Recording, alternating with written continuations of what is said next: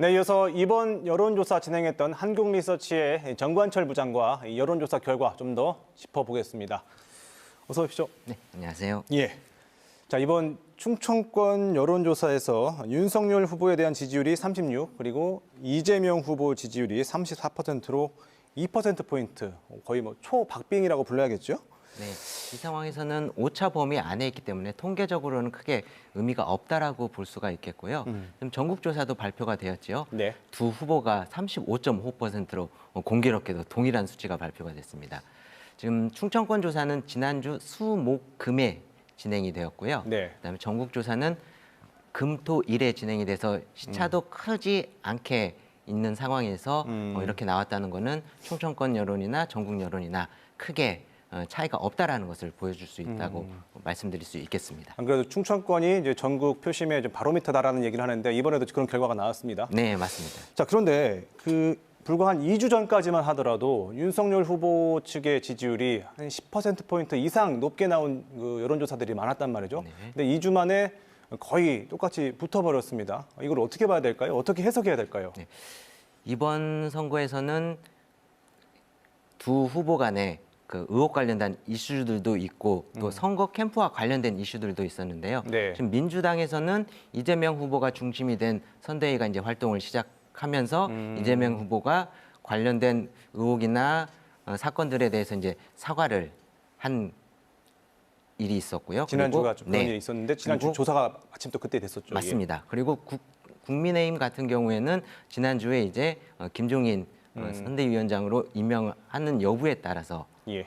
많은 그 쟁점이 발생했던 사유가 있다고 말씀드릴 수 있겠습니다. 그러니까 선대위 구성을 놓고 민주당은 좀 매끄러운 모습을 보였던 반면에 국민의힘은 좀 자본을 보였던 것이 이번 여론조사에 좀 표현이 됐다라고 말씀하신 것 같고요.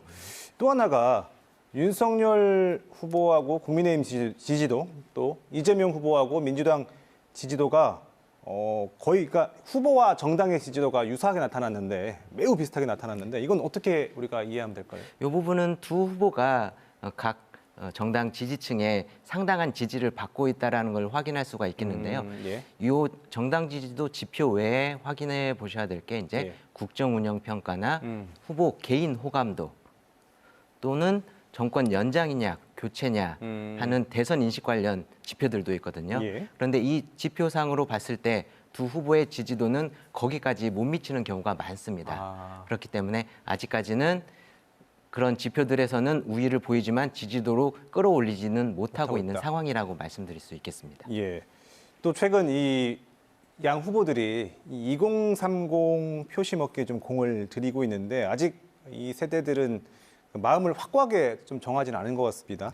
그 지지 후보를 바꿀 수 있다라는 비율이 20대의 경우에는 60%를 넘었고 30대도 40%가 넘습니다. 자, 이걸 어떻게 우리가 해석해야 될까요? 먼저 20대 먼저 말씀드리면은 예. 이 지지 후보를 바꿀 수 있다 혹은 계속 지지하겠다. 요 문항은 앞서 문항에서 지지하는 후보가 있느냐 응답한 경우에만 물어보는 문항이거든요. 예. 그러니까 앞서에서도 이미 부동층이 한 37% 정도가 있어요. 예. 20대의 경우. 더 그러니까 그 나머지에 예. 대해서 이제 지지할 후보를 바꾸겠느냐 물어봤을 때 또 거기에서 60%가 발생했다라는 것은 대략적으로 67% 정도가 다시 또 부동층으로 아하. 바뀔 우려가 있거든요. 예. 그래서 앞서서 부동층이었던 37% 정도하고 합하면은 예. 거의 70% 내외가 어허. 아직 확고하게 후보를 정하지 못했다라는 점으로 말씀드릴 수 그럼 있겠습니다. 그거는 과거에도 20, 30대가 이렇게 부동층이 많았습니까? 부동층이 많기는 다른 연령대 대비 많기는 했는데 과거에도? 이번처럼 예. 높은 수준까지는 아니었습니다. 그 이유는 뭐 이제 2030들이 과거에 비해서 좀 이념에서 탈피했다 뭐 이렇게 해석이 될까요? 아니면 뭐 다른 이유가 있을까요? 전통적으로 20대, 30대 이제 보수층이라고 많이 봐왔는데 요즘 추세로 봐서는 꼭 그렇게 확인할 수만은 없는 것 같습니다. 알겠습니다. 자, 그러면 이제 이번엔 현 정부의 국정 운영에 대해서도 한번 짚어보겠습니다. 부정평가가 전체적으로 53.6 그리고 긍정평가가 41.9입니다. 특히 이제 이 중에서도 구체적으로 그 20대 청년층에서 부정평가가 높게 나왔는데 이건 배경이 뭘까요? 아무래도 촛불 정권으로 시작한 현 정권에 대한 기대감도 컸을 텐데 예. 최근 들어 이제 취업 관련한 일자리 문제 아하. 그리고 주거 안정과 관련된 부동산 문제에서 많은 실망감을 느끼지 않았나 분석 여러 요인이 있겠지만 예. 가장 큰 이유는 일자리와 부동산 문제가 아니지 일자리와. 않을까 싶습니다. 아, 정부에서도 가장 이제 뼈아프게 느끼고 있는 부분인데 그 부분이 20대의 부정평가를 높게 나오게 했다라는 말씀이시네요. 이게 뭐 전국 단위 조사하고는 큰 차이가 없는 거죠? 네네. 지금 전국 조사에서는 부정 53.6%, 긍정 41.8%. 예. 부정은 수치도 같고 긍정 같은 경우에는 0.1% 포인트 차이 정도밖에 나지 않는 거의 유사한 값을 보이고 있습니다. 예.